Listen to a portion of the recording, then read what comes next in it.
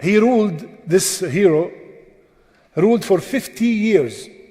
50 years. When he took over, India was in chaos. He had to restore all the stability, and he stayed 20 years just doing that, bringing the country back to be stable and protecting the country from all those enemies looking to take over. And the rest 27 years that he stayed, he was fighting the Hindus and the Rafida from the Shia. As a matter of fact, he made a rule and he kicked them all out from India. They were spreading at that, the Rafida Shia were spreading at that time, so he kicked them out of India. He used to run everything by himself. He refused anybody to share in his affairs.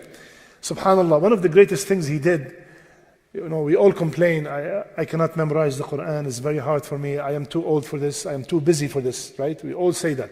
Subhanallah. This man, this righteous man, memorized the Quran after he became a sultan, after the age of 40. When he is running this huge empire from the borders of Afghanistan all the way, subhanallah, and still he had time to memorize the Quran. Not only that, he wrote, that Imam al-Nawawi has 40 hadith. He wrote 40 hadith after his name. And he wrote a book that is still taught till now, and it's still a marja'. People look, when they need to study the Hanafi fiqh, it's called in Arabic, Al-Fatawa al-Hindiyya. Al-Fatawa al-Hindiyya. And his name is Fatawa al-Amghiriyya. So this book became a marja'. He wrote that book with 6 volumes. Can you imagine? 6 volumes at that time. And he's the leader of the biggest country. Subhanallah. And he had memorized the Quran and the battles. And he was famous for his jihad. Subhanallah. So he assigned Wednesday every week. Wednesday was the day that he sat down in the court and he listened personally to the complaint of people. He personally listens to their complaint and subhanallah, and he solved their problems. He was extremely just. Even though he grew up in luxury, he hated luxury so much that subhanallah, his kafan, his shroud cost 5 rupees. And his wealth after he died was 300 rupees. 300 rupees. And subhanallah, they said that he used to make the money, this leader, he used to make the money by knitting hats and selling them. Allahu Akbar. Where is this man from our leaders today? Subhanallah. By the way, if you look in non-Islamic history and you study the biography of this man, you would think that this is the worst man ever. He was attacked by Hindus and non-Muslims and Buddhists, criticized deeply.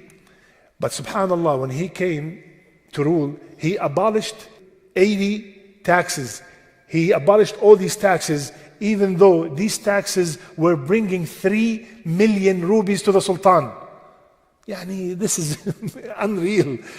3 million, they're bringing 3 million rupees. He abolished it. He doesn't want it because it's a burden on the people. Subhanallah.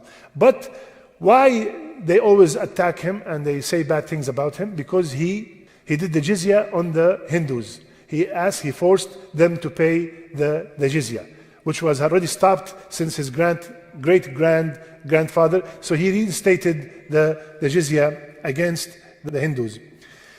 He completely prohibited gambling and alcohol. Strictly, nobody is allowed to drink or gamble under his ruling. The only thing, maybe now we could call it a mistake that he did, was he let the British establish what was back then small posts. Those small posts, which they called East India Company.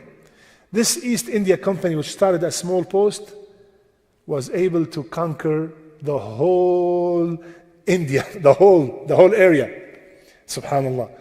And according to our times now, it was a mistake, but keep in mind, he was, mashallah, very just, and maybe he had something in mind because the Portuguese was attacking. Keep in mind, we're talking very brief here. If you study his real seerah, hours and hours and books about this man's biography. One of his main goals is to bring Islamic ruling to the Mughal Empire. And he fought excessively the building of shrines on graves. He was against visiting the graves and all that stuff that is practiced unfortunately, by many people these days also. After he ruled, like we said, for 50 years, after he died, there was his son Baajour Shah. He only ruled for 5 years, and then he also had 4 kids that ruled after him. And since they started ruling, everything was going down the drain. So this man, my brothers and sisters, subhanallah, how many people, now of course my brothers from India and Pakistan, they've heard of it, but I'm sure, I'm positive probably, that none of our Arab brothers ever hear of this man, right? Hardly anybody heard of him, subhanallah. So memorize the name, Aurangzeb al-Amghir. Aurangzeb al-Amghir.